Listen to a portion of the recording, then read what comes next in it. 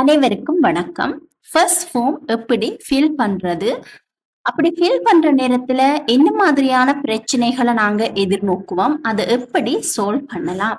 எப்படி எங்களோட பாடங்களை செலக்ட் பண்றது என்பது தொடர்பாக இந்த காணொளியில நாங்க பார்க்க போறோம். ஆரம்பத்திலிருந்து முடிவு வரைக்கும் ஒழுங்காக நீங்க இந்த காணொளியை பார்வையிடுவதன் மூலம் எந்த விதமான தவறும் இல்லாமல் முழுமையாகவே ஃபர்ஸ்ட் ஃபார்ம் உங்களால ஃபில் பண்ணக்கூடியதாக இருக்கும். ஆகவே வாங்க எப்படி ஃபர்ஸ்ட் ஃபார்ம் ஃபில் பண்றது என்பது தொடர்பாக நாங்க பார்க்கலாம். முதலாக நீங்க ரெஜிஸ்டர் பண்ண போறீங்க அப்படின்னு சொன்னா யூனிவர்சிட்டி கிராண்ட் கமிஷன் அல்ல யூஜிசியோட வெப்சைட்ல நீங்க ஆன்லைன் ரெஜிஸ்ட்ரேஷன் என்று கூகுள்ல போய் அடிச்சீங்கன்னா இந்த ப்ரொஃபைல் உங்களுக்கு வரும். அப்ப முதலா நீங்க ஒரு ரெஜிஸ்டர் பண்ணணுமெண்டா இதுல நான் பாக்ஸ்ல போட்டிருக்கிற மாதிரி கிளிக் ஹியர் டு ரெஜிஸ்டர் என்றதை நீங்க கிளிக் பண்ண வேணும். கிளிக் பண்றதுக்கு முதல் ரெண்டு விஷயத்தை நீங்க நல்லா நோட் பண்ண வேணும். முதலாவது நீங்க பாவிக்கிற மொபைல் நம்பர். ரெண்டா நீங்க ஃபர்ஸ்ட் லெக்சருக்கு யூனிவர்சிட்டிக்கு போற வரைக்கும் அந்த மொபைல் நம்பர் உங்களோட கையில இருக்க வேணும். அதே மாதிரி நீங்க பாவிக்கக்கூடிய அடிக்கடி பார்வையிடக்கூடியதான மெயில் ஐடி உங்களோட கையில இருக்க வேணும். இந்த ரெண்டு விஷயங்களையும் நீங்க ஒரு நோட் காப்பியில நோட் பண்ணி வையுங்க. சில பேர் என்ன செய்யறா போன்ல போட்டோ எடுத்து வைப்பின. அப்படி வச்சா சில வேளை போனுக்கு ஏதாவது டேமேஜ் ஆயிட்டுன்னா என்ன செய்வீங்க? என்னன்றதை எடுக்கிறது? அப்ப ஒரு காப்பி ஒன்றுல இப்பவே நீங்க ஃபார்ம் ஃபில் பண்ற நேரத்திலேயே அந்த மொபைல் நம்பர் எந்த நம்பர் கொடுக்குறீங்க, எந்த மெயில் ஐடி கொடுக்குறீங்கன்ற விஷயங்களை நோட் பண்ணி வச்சுக்கொள்ளணும். இப்ப கிளிக் ஹியர் டு ரெஜிஸ்டர் என்றதை நீங்க கிளிக் பண்ணி போனீங்கண்டா இப்படி ரெஜிஸ்டர் ஆஸ் எ யூசர் என்ற ஒரு பாக்ஸ் வரும். இதுல என்ஐசி நம்பர் கொடுப்பீங்க. என்ன செய்ய வேணும்னா அதை காப்பி பண்ணி பேஸ்ட் பண்ண கூடாது. கரெக்டா உங்களோட நம்பரை நீங்க டைப் பண்ண வேணும். எப்ப என்ஐசி நம்பர் உங்களுக்கு தந்தது இந்த டீட்டெயில்ஸ் எல்லாத்தையும் நீங்க என்டர் பண்ணி வடிவா வாசிச்சு வடிவா கொடுத்தா பிறகு நெக்ஸ்ட் என்ற பட்டனை நீங்க கிளிக் பண்ணணும். அதுக்கு பிறகு ரெஜிஸ்ட்ரேஷன் டீட்டெயில்ஸ், உங்களை பற்றின டீட்டெயில்ஸ் இதுல கேட்கப்படும். மிகவும் அடிப்படையான தகவல்கள் இதுல கேட்கப்படும். உங்களோட பேர் என்ன, அதை நீங்க உங்களோட அட்ரஸ் என்னெல்லாம் பிளாக் லெட்டர்ஸ்ல இந்த ரெண்டு விஷயங்களும் கொடுக்க வேணும். எந்த டிஸ்ட்ரிக்ட்ல பிறந்த நீங்க, அதுக்கு முதல் என்ன செய்யணும்? இன்னொரு விஷயம்டா உங்களோட இந்த என்ஐசி போட்டோ காப்பி எடுத்து அந்த என்ஐசிய போட்டோ எடுத்து ஸ்கேன் பண்ணி வச்சுக்கொள்ளுங்க. பிடிஎஃபா வச்சுக்கொள்ள வேணும். உங்கள்ட்ட என்ஐசி இருந்தா ரெண்டு பக்கமுமே நீங்க பிடிஎஃபா வச்சிருக்கணும். சில வேளை அந்த ஒரு எம்பியை விட கூடுதலா இருந்தா இங்க அக்செப்ட் பண்ணாது. அப்ப நீங்க பிடிஎஃப் வெர்ஷன்ல விட்டுட்டு போட்டோவா எடுத்து சேவ் பண்ணி வச்சுக்கொள்ளுங்க. ஜேபிஜி ஃபார்மேட்ல ஒரு போட்டோ எடுத்து சேவ் பண்ணி வச்சிங்கன்னா போத் சைட் ரெண்டையுமே நீங்க இதுல அப்லோட் பண்ண வேணும். அடுத்து உங்களோட மெயில் அட்ரஸை நீங்க கொடுப்பீங்க. நான் சொன்ன மாதிரி பாவனையில இருக்கக்கூடிய மொபைல் நம்பரை கொடுத்து நெக்ஸ்ட்ன்றதை நீங்க போவீங்க. அப்படி நீங்க சப்மிட் பண்ணினா பிறகு உங்களுக்கு இப்படி பாக்ஸ்ல வரும் successfully registered. Check your email and mobile SMS inbox. அப்ப மெயில் ஐடி கொடுத்துருப்பீங்க, அந்த மெயிலை நீங்க போய் பார்க்க வேணும். உங்களோட நீங்க கொடுத்த மொபைலுக்கு எஸ்எம்எஸ் ஒரு கோட் ஒன்று வந்திருக்கும். அப்படி நீங்க மெயில ஓபன் பண்ணி பார்க்குற நேரம் இப்படி லிங்க் ஒன்று ஷோ ஆகி இருக்கும். அதை என்ன செய்ய வேணும்? வெரிஃபிகேஷனுக்காக நீங்க கிளிக் பண்ண வேணும். கிளிக் பண்ணின கையோட இப்படி ஒரு பாக்ஸ் ஒன்று உங்களுக்கு வரும். அப்ப யூசர் ஐடின்றது நீங்க கொடுத்த மெயில் ஐடி, எஸ்எம்எஸ் கோட் நீங்க கொடுத்த அந்த மொபைல் நம்பருக்கு வந்திருக்க கூடும். யூஜிசியால உங்களுக்கு அனுப்பியிருப்பினும் அந்த எஸ்எம்எஸ் கோடை இதுல நீங்க டைப் செய்யறதன் மூலம் ஆக்டிவ் பண்ணி கொள்ளலாம். இப்ப என்ன நடக்குது? நீங்க ரெஜிஸ்டர் பண்ணிட்டீங்க. அப்ப உங்களோட account has been successfully activated என்று வரும். அப்ப நீங்க ரெஜிஸ்டர் தான் பண்ணினீங்க, இன்னும் லொகின் பண்ணி உள்ள போகல. அப்ப என்ன செய்ய வேணும்? ரெஜிஸ்டர் பண்ணியாச்சு. அடுத்த ஸ்டெப் லொகின் என்ற பட்டனை நீங்க கிளிக் பண்ண வேணும். அல்லது நீங்க என்ன செய்யலாம்? இதை க்ளோஸ் பண்ணி போட்டு திருப்பி யூஜிசின்ற வெப்சைட்ல போயிட்டு ஆன்லைன் ரெஜிஸ்ட்ரேஷன் கொடுத்தீங்கன்னா அங்க நீங்க ரெஜிஸ்டர் பண்ண தேவையில்லை. பக்கத்துல இருக்கிற பாக்ஸ் என்ன? லொகின் என்றதை கொடுப்பீங்க. கொடுத்த கையோட பாருங்க இப்படி வரும். லொகின்டா நாங்க ரெஜிஸ்டர் பண்ணிட்டோம் தானே ஆல்ரெடி. அப்ப ரெண்டாவது கிளிக் ஹியர் டு லொகின் என்றதை கொடுத்தா இப்படி ஒரு பாக்ஸ் வரும். யூசர் ஐடின்றது என்னத்தை கேப்பினா நீங்க கொடுத்த மெயில் ஐடி. பாஸ்வேர்டுன்றது நீங்க உங்களுக்கு இந்த மெயில் அட்ரஸுக்கு யூஜிசி வடிவா கிரியேட் பண்ணி ஒரு பாஸ்வேர்டை வச்சுக்கொள்ள வேணும். அப்ப அந்த பாஸ்வேர்டை கொடுத்த உடனே லொகின்ன்றதுக்கு நாங்க போவோம். சில வேளை பாஸ்வேர்டை நீங்க மறந்துட்டீங்கன்னா forgot password என்ற ஆப்ஷனை கிளிக் பண்ணி ரீசெட் பண்ணி வரலாம். இப்ப முதலாவது ஸ்டெப் வந்து கம்ப்ளீட்டட், ரெஜிஸ்டர் பண்ணிட்டோம். இப்ப ரெண்டாவது ஸ்டெப்ல பேசிக்கான டீடைல்ஸ் உங்கள்ட்ட கேட்பினோம். இப்ப எங்க வசிக்கிறீங்க, எந்த டிஸ்ட்ரிக்ட், உங்களோட அட்மினிஸ்ட்ரேட்டிவ் டிஸ்ட்ரிக்ட் என்ன, ஃபோன் நம்பர் கேட்பினோம். அது மாதிரி நீங்க என்ன மதம், என்ன இனம், நீங்க பிறப்பால இங்கேயே இருந்தவர்களா அப்படியான டீடைல்ஸ் உங்கள்ட்ட கேட்டா பிறகு அதுல முக்கியமா நீங்க கவனிக்க வேணும் போஸ்டல் கோடு. சில வேளை நீங்க இருக்கிற ஏரியாவின் போஸ்டல் கோடு உங்களுக்கு தெரியாட்டி பாருங்க, பக்கத்துல லிங்க் தந்திருக்கணும். அதுல நீங்க இருக்கிற இடத்தை கிளிக் பண்ணினாலே ஆட்டோமேட்டிக்கா போஸ்டல் கோடு உங்களுக்கு வரப்போகுது. அது மாதிரி உங்களோட பேரண்ட்ஸ் டீடைல்ஸ் இதுல கொடுக்க போறீங்க. அவையில் பாவிக்கிற மொபைல் நம்பரும் கொடுப்பீங்க. கொடுத்துட்டு சேவ் அண்ட் நெக்ஸ்ட் பட்டனை கிளிக் பண்ண வேணும். அதே மாதிரியே அடுத்த பேஜுக்கு இப்ப வந்துட்டோம். செகண்ட் ஸ்டெப்லாம் நிக்கிறோம். இதுல ஓஎல் ரிசல்ட்ஸும் ஏ லெவல் ரிசல்ட்ஸும் நீங்க கொடுப்பீங்க. என்னண்டா நீங்க செலக்ட் பண்றான் இண்டெக்ஸ் நம்பரை கொடுத்துட்டு பாத்தீங்கன்னா அதுல ஓஎல் ரிசல்ட்ஸ் வந்து ஷோ ஆகும். அப்படி ஷோ ஆகாட்டி அண்ட் பக்கத்துல இருக்கு பாருங்க, அதை கிளிக் பண்ணி உங்களுடைய பாடத்துக்கு என்ன ரிசல்ட்ஸ் நீங்க எடுத்திருக்கிறீங்களோ அதை சரியா கொடுக்க வேணும். சில வேளை ரிசல்ட்ஸ் ஷோ ஆகுதே இல்லை. சில வேளை நீங்க போட சில வேளை சேஞ்ச் அந்த பட்டனை கொடுத்துட்டு ஓகே இதை மாத்துற நேரத்திலையும் சில வேளை ரிசல்ட்ஸ் மாறி வருது அப்படின்னு சொன்னா நான் உங்களுக்கு சொல்லுவேன் என்ன செய்ய வேணும்னு. ரைட், அப்ப இதுல சரியா கொடுத்திருந்தா அக்செப்ட் பண்றதை கொடுங்க. உங்களுக்கு ரிசல்ட்ஸ் வந்து ஷோ ஆகாட்டி சேஞ்ச் என்ற பட்டனை கொடுக்க வேணும். சேஞ்ச் என்ற பட்டனை கொடுத்தும் நீங்கள் டைப் பண்ற நேரங்களில் எங்கேயாவது எரர் வந்தால் என்ன செய்ய வேணுமெண்டா உங்களோட ஸ்கூல் பிரின்சிபல்கிட்ட ஒரு லெட்டர் ஒன்று எழுதி, அதாவது ஓ லெவல் ரிசல்ட்ஸ் இதுதான், ஆனால் ஃபர்ஸ்ட் ஃபார்ம் ஃபில் பண்ணுற நேரத்தில் சில ரிசல்ட்ஸ் வந்து சேஞ்ச் ஆனதை கொடுத்தா பிறகும் ஒழுங்காக வராமல் மாறுபட்டு வந்திருக்கு, ஆனால் உண்மையான ரிசல்ட்ஸ் இதுதான்னு சொல்லி ஓஎல் ரிசல்ட் ஷீட் கட்டாயம் நீங்கள் அட்டாச் பண்ணி அனுப்பத்தானே வேணும். அதோட இந்த லெட்டர் ஒன்றும் பிரின்சிபல்கிட்ட எழுதி அனுப்பினால் ஒரு பிரச்சனையும் இல்லை. அதை பற்றி நீங்கள் பிறகு சிஸ்டத்தில் நீங்கள் அப்லோட் பண்ண அப்படி மாறிக்கொண்டே இருக்குது, பிள்ளையா வருதுன்னு சொல்லி இதை வச்சுக்கொண்டு இருக்கக்கூடாது. நீங்கள் அப்படி செய்தீங்கன்னா சரி. இது எல்லாருக்கும் பிரச்சனை இல்லை, ஒரு சில பேருக்கு இப்படி சில பிரச்சனைகள் வருது. அடுத்து பாருங்க ஏ லெவல் ரிசல்ட்ஸ். இதுக்கும் நீங்கள் இண்டெக்ஸ் ஏ லெவல் ரிசல்ட்ஸ் அது நீங்கள் இண்டெக்ஸ் நம்பர் கொடுத்த உடனே அது தானாகவே ஷோ ஆகிடும். அதுக்கு பிறகு நீங்க என்ன செய்வீங்க, உங்களோட ஜிகேக்கு காமன் ஜெனரல் டெஸ்ட் இதுக்கு நீங்க எத்தனை மார்க்ஸ் எடுத்துனீங்க. சில வேளை உங்களுக்கு 30 விட குறைவாக இருந்திருந்தால் நீங்க என்ன செய்திருப்பீங்க, இப்ப ஏ லெவலுக்கு அப்ளிகேஷன் ஃபார்ம் போட்டிருப்பீங்க. அப்படி குறைவா வந்துட்டாலும் சட் ஸ்கோர் உங்களுக்கு காணக்கூடிய மாதிரி இருக்கு, அல்லது காண இல்லைனாலும் பிரச்சனை இல்லை, நீங்க ஃபர்ஸ்ட் ஃபார்ம் போடத்தான் வேணும். அப்ப சில வேளை உங்களுக்கு யூனிவர்சிட்டிக்கு இவையோட ரெஜிஸ்ட்ரேஷன் பண்ணக்கூடிய அளவுக்கு சான்ஸ் உங்களுக்கு நீங்க ஒரு கோர்ஸ் ஒன்றுக்கு செலக்ட் ஆகிட்டீங்கன்னு சொன்னா இந்த 8ஆம் மாதம் நடக்கிற ஏ லெவல் எக்ஸாமோட எடுத்து உங்களுக்கு நல்ல மார்க்ஸ் வந்துட்டு 30க்கு மேல எடுத்துட்டீங்கன்னு சொன்னா அந்த யூனிவர்சிட்டி உங்களுக்கு கால் பண்ணுவினா. சில வேளை உங்களோட இந்த பேட்சோட அந்த கோர்ஸ் ஸ்டார்ட் ஆகிட்டா நீங்க அடுத்த வருஷ ஆக்களோட தான் நீங்க போவீங்க யூனிவர்சிட்டிக்கு இந்த ரிசல்ட்ஸோடையே. அப்படி இல்லை ஸ்டார்ட் ஆகல கோர்ஸ் இன்னும் சொன்னா உங்களோட அதிர்ஷ்டம், நீங்க இதே பேட்சோடைய நீங்க ஜாயின் பண்ணக்கூடியதா இருக்கும். அப்ப உங்களோட ஜிகே இந்த காமன் ஜெனரல் டெஸ்ட்டுக்கு மார்க்ஸ் குறைஞ்சிட்டுன்னு சொல்லி நீங்க ஒரி பண்ணக்கூடாது. என்ன செய்ய வேணும், கட்டாயம் நீங்க ஃபர்ஸ்ட் ஃபார்ம் ஃபில் பண்ணி போடத்தான் வேணும். அப்ப நீங்க இதுகள் எல்லாத்தையும் கொடுத்தா பிறகு நெக்ஸ்ட் பட்டனை கொடுத்து போவீங்க. போன உடனே இப்ப நாங்க 3வது ஸ்டெப்புக்கு வந்துட்டோம். இதுல 2 பேருக்கு இருக்கு. ஒன்று வந்து ஸ்கூல் கேண்டிடேட், அதாவது first sitting and second sitting. இந்த ரெண்டு சிட்டிங் எடுத்த பிள்ளைகளை நாங்க ஸ்கூல் கேண்டிடேட்னா சொல்லுவோம். இந்த 2 சிட்டிங்கும் எடுத்தும் ஏ லெவலுக்கு உங்களுக்கு காணாது நல்ல ரிசல்ட்ஸ் இல்லை, யூனிவர்சிட்டி கிடைக்கல என்றால் நீங்க என்ன செய்திருப்பீங்க, தேர்ட் ஷாய் எடுத்திருப்பீங்க. அப்ப அந்த தேர்ட் சிட்டிங்ல வர பிள்ளைகளை நாங்க பிரைவேட் கேண்டிடேட்னு சொல்லுவோம். அப்ப இந்த ஸ்டெப் 3ல ஸ்கூல் கேண்டிடேட்டுக்குரிய செக்ஷன் இது. இதுல நீங்க என்ன செய்வீங்க, ஸ்கூலின் ஃபோன் நம்பர், தச்சலே உங்களுக்கு ஸ்கூலின் ஃபோன் நம்பர் தெரியாட்டி கூகுள்ல அடிச்சு பாருங்க. அடிச்ச உடனே உங்களோட ஸ்கூல் நம்பர் அதுல காட்டும், அதுல வடிவா எழுதலாம். அப்புறம் இதுகளை கண்டு பயப்பட வேண்டிய அவசியம் இல்லை. லீவிங் சர்டிபிகேட் நீங்க உங்களோட கையில வச்சிருப்பீங்க. எப்ப நீங்க ஸ்கூலுக்கு போனீங்க, லீவா, இந்த டீட்டெயில்ஸ் எல்லாத்தையும் நீங்க கொடுப்பீங்க. சில பல வேற ஸ்கூல்ல அதே டிஸ்ட்ரிக்ட்ல படிச்சிருந்தாலும் இல்ல வேற டிஸ்ட்ரிக்ட்டுக்கு போயிருந்தாலும் நீங்க அந்த ஸ்கூல் டீட்டெயில்ஸ் எல்லாம் இதுல கொடுக்கத்தான் வேணும். ரைட்.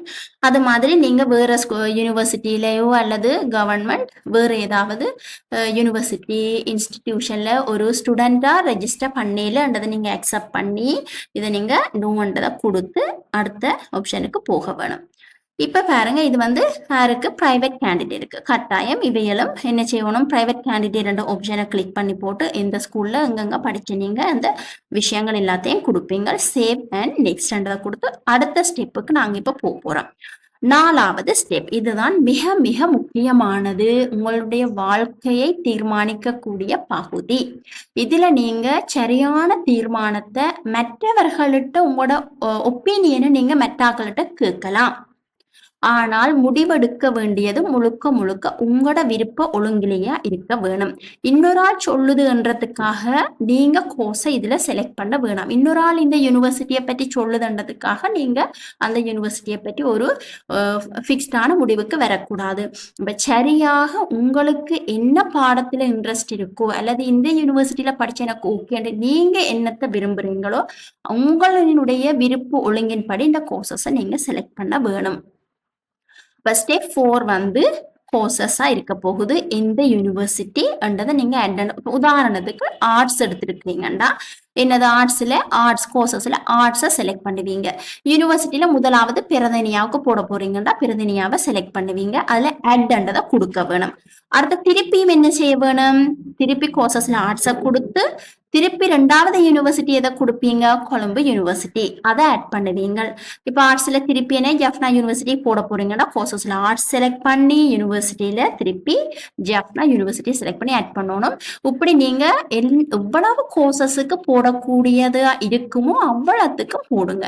இது எனக்கு கிடைக்காதுன்னு சொல்லி நீங்க போடாம விட இயலாது. ஏன்னா இப்படியும் சான்சஸ் உங்களுக்கு இருக்கு. முந்தைய காலத்துல பாத்தீங்கன்னா வெயிட்டிங் லிஸ்ட்ன்றது உண்டு, ஒரு வெயிட்டிங் லிஸ்ட் அல்ல 2 அப்படித்தான் வரும். ஆனா இப்ப 8, 9, 7, 8, 9 வெயிட்டிங் லிஸ்ட் வரைக்கும் வாரப்படியா அப்படி நிறைய சான்சஸ் இருக்கு. அதனால இந்த கோர்ஸுக்கு எனக்கு காணாது என்று செட் ஸ்கோரை பார்த்துட்டு செட் ஸ்கோர் கூட கேட்டிருக்கு ஹேண்ட் புக்ல. ஆனா எந்த ரிசல்ட்ஸின் படி செட் ஸ்கோர் சரியான குறைவா இருக்கு என்று சொல்லி நீங்க ஒரு பிழையான அபிப்பிராயம் எடுத்து போடாம விடக்கூடாது. உங்களுக்கு செட் ஸ்கோரை நீங்க அங்க பார்க்க தேவையில்லை. என்னென்ன பாடங்களுக்கு போடக்கூடிய அளவுக்கு இருக்கோ, இப்ப ஆர்ட்ஸுக்குள்ள போனீங்கன்னா ஆர்ட்ஸ்ல இருக்கக்கூடியதை பாருங்க. எல்லா துறைகள்ல இருந்தும் எடுக்கக்கூடிய பாடங்களும் அங்க இருக்குது. ஒவ்வொன்றா வாசிச்சு ஏ லெவல் நீங்க எடுத்த பாடத்தை பாருங்க. அந்த பாடத்துக்கு ஏற்ற மாதிரி அவர்கள் அந்த கைடுல ஹேண்ட் புக்ல கேட்கப்பட்ட விஷயங்கள் எல்லாம் உங்களுக்கு சரியா இருந்தா நீங்க போடலாம். சரிதானே? அப்ப ஆரம் சொல்றத கேட்டு சில பேர் பார்ப்பீங்க, இனி வார காலத்துல எங்களுக்கு வேலைகள் கிடைக்குமா, நான் இப்ப ஆர்ட்ஸ் எடுத்திருக்கிறேன் எனக்கு இந்த பாடங்கள்ல வேலைகள் படிச்சுட்டு வந்தாலும் ஒர்க் கிடைக்குமான்னு சில பேர் உங்களை குழப்புவினா. அப்ப நீங்க என்ன செய்வீங்கண்டா, ஓகே யூனிவர்சிட்டி போட தேவையில்ல காலேஜுக்கு போடலாம்டுவீங்க. ஆனா உங்களுக்கு தெரியுமா, கொலிச்சில வார சில கேசட்டுகள்ல நீங்க பாத்தீங்கன்னா சின்ன சில மாற்றங்கள் வரும். இப்பயும் பாருங்க, போன வருஷம் ஹேண்ட் புக்ல வந்த நேரம் இந்த முறை ஹேண்ட் புக்ல சில பாடங்களை யூஜிசி என்ன செய்திருக்கு, இடைநிறுத்தி வச்சிருக்கு. அப்படி எங்களோட காலத்துக்கு ஏற்ற மாதிரி கோர்சஸ்ல சேஞ்சஸ் வரும். அதனால நீங்களா ஒரு முடிவெடுக்க கூடாது, நான் இந்த கோர்ஸை யூனிவர்சிட்டி போடையில கொலிச்சுக்கு எனக்கு கிடைக்கும் தானே நாங்க போகணும். நீங்கள் கொலிச்சுக்கு போற நேரத்துல ஒரு சின்ன குவாலிஃபிகேஷன் அவையில் கேட்கிற ஒன்று உங்கள்கிட்ட இல்லாட்டி உங்களோட லைஃபே சரி. கடைசியா கொலிச்சும் இல்லை யூனிவர்சிட்டிக்கும் நீங்க அப்ளை பண்ணல. அதுக்கு பிறகு யூஜிசிட்ட போய் கேட்கலாமா அல்லது வேற யார்ட்டையும் போய் ஹெல்ப் கேட்கலாமா, ஒன்றுமே செய்ய இயலாது. முடியுமான வரைக்கும் இந்த 19ஆம் தேதி ஃபர்ஸ்ட் ஃபார்ம் க்ளோசிங் டேட், அதுக்கு முதல் நல்ல வடிவா யூஜிசின்ற இந்த ஹேண்ட் புக்கை வாசிச்சு சகலத்துக்கு உங்களுக்கு ஏழுமானது வரைக்கும் உங்களோட விருப்பொழுங்கு முதலாவதா எனக்கு எது வரும், 2வதா என்னத்துக்கு போடுவோம்ட்டு நீங்களா வடிவா வாசிச்சு ஒழுங்கின்படி போடுங்க. ரைட்? நீங்களா ஒரு முடிவெடுக்காதீங்க ஃபியூச்சர்ல இந்த பாடம் எடுத்து நான் எனக்கு ஜாப் சரிப்பட்டு வராது. ஃபியூச்சர் இப்ப டிகிரி செய்யற எல்லாருமே பாஸ் அவுட் ஆகி வந்தோன்னா கேட்டு பாருங்க என்ன வேலை போவீங்கன்னு. கிடைக்கிற வேலையை நீங்க கச்சிதமா பிடிச்சுக்கணும். அதுக்கு நீங்களே ஸ்கில்ஸை இம்ப்ரூவ் பண்ண வேணும். ஆகவே முதலாவது ஸ்டெப், இனி எனக்கு வேலை கிடைக்குமா அல்ல ஃபியூச்சர்ல என்ன ஜாப், இதை பற்றி நீங்கள் யோசிக்க வேணாம். அதை பற்றி நீங்க டிசிஷன் இப்ப எடுக்க வேண்டிய அவசியம் இல்லை. அப்ப இந்த ஸ்டெப் 4 வந்து சரியான முக்கியம். இப்ப வடிவா வாசிச்சு ஹேண்ட் புக்ல நீங்க எந்த ஸ்ட்ரீம்ன்றதை பாருங்க, அதுக்குள்ள எலிஜிபிளான எல்லா கோர்சஸுக்கும் போடுங்க. அடுத்தது எல்லா ஸ்ட்ரீம்ல இருந்தும் எடுக்கக்கூடியது எல்லா பிள்ளைகளும் எடுக்க இயலாது. ரைட். அப்ப அதையும் நீங்க வடிவ வாசிச்சு அந்த செக்ஷனுக்குள்ளேயும் என்ன பாடத்துக்கு நீங்க போட சான்ஸ் இருக்கோ அவ்வளத்துக்கும் போடுங்கோ. செட் ஸ்கோரை பின்னால ஐயோ எனக்கு இது காணாது, இதுல 1.7 கேட்டிருக்கு, எனக்கு 1.6 இருக்கு, அல்லது சில வேளை 1.3 கேட்டு இருக்கணும், ஆனா எனக்கு 1.0 தான் இருக்கு என்று சொல்லி நீங்கள் போடாம விட, அவைகள் கேட்ட செட் ஸ்கோர் என்னட்ட இல்லையென்று முட்டாள்தனமான முடிவெடுத்து போடாமல் விட வேணாம். எவ்வளவு கோர்சஸ் பாருங்க, அதுல 125 255 யூனிகோட்ஸ் உங்களுக்கு இருக்கு. ஆனா 125 வரைக்கும் ஒரு பிள்ளை போடலாமண்டா நீங்க 8 9 7 யூனிகோட் வரைக்கும் போட்டுட்டு நிப்பாட்டுறீங்க. அதுக்கு பிறகு திருப்பி யூஜிசிக்கு கால் பண்ணிக்கிட்டா என்ன சொல்லுவீனா, நீங்க அந்த கோர்ஸுக்கு போடல, ஆனா உங்களுக்கு காணமாயிருக்கு, நீங்க போட்டிருக்கலாம், நீங்க போடலன்னு சொல்லுவீனா.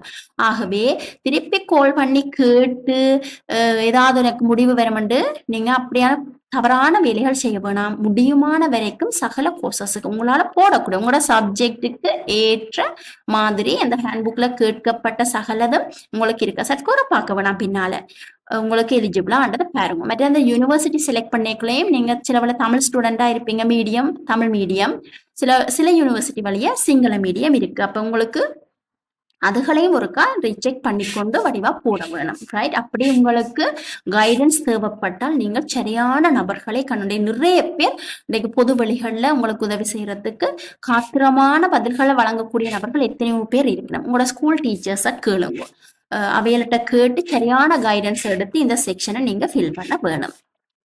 ரைட். அடுத்தது இப்ப எல்லாம் இப்ப ஸ்டெப் 1 செய்திட்டம் ரெஜிஸ்டர் பண்ணியாச்சு, உங்களோட பேசிக் டீடைல்ஸ் கொடுத்துட்டீங்க, ஓ லெவல் டீடைல்ஸ் மற்ற ஸ்கூல் டீடைல்ஸ் சம்பந்தப்பட்ட எல்லாமே கொடுத்தா பிறகு என்ன செய்ய போறீங்க, கோர்ஸ் செலக்ட் பண்ணிட்டீங்க.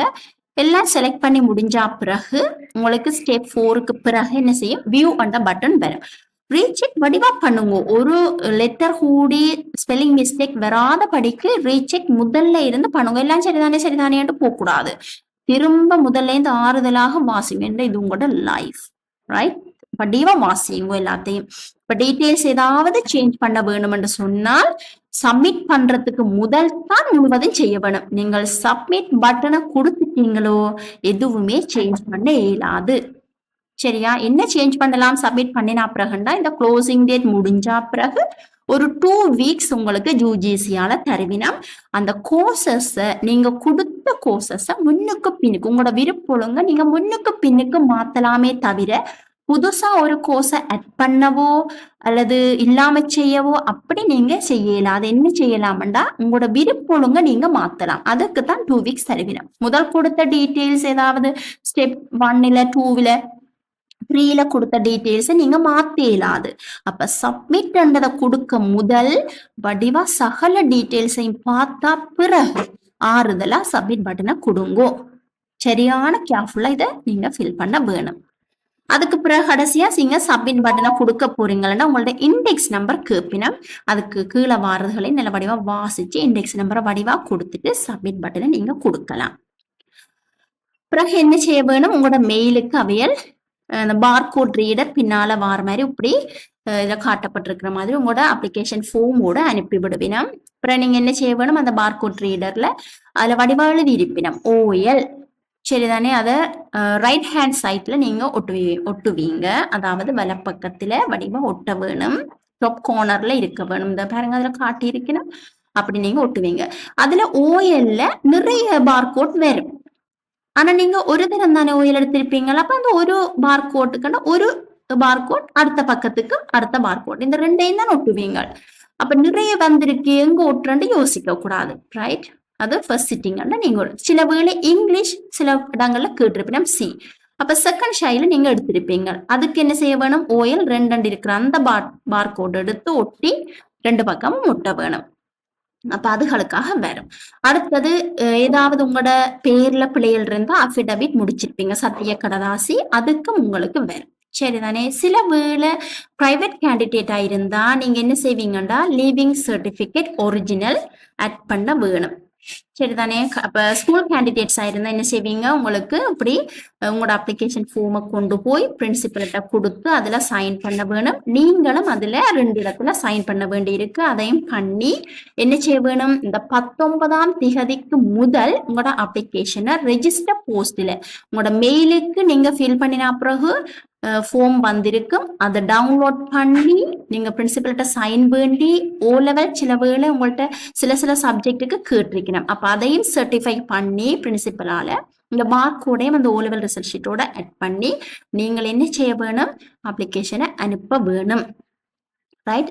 இது வந்து ஸ்கூல் கேண்டிடேட்ஸுக்கு.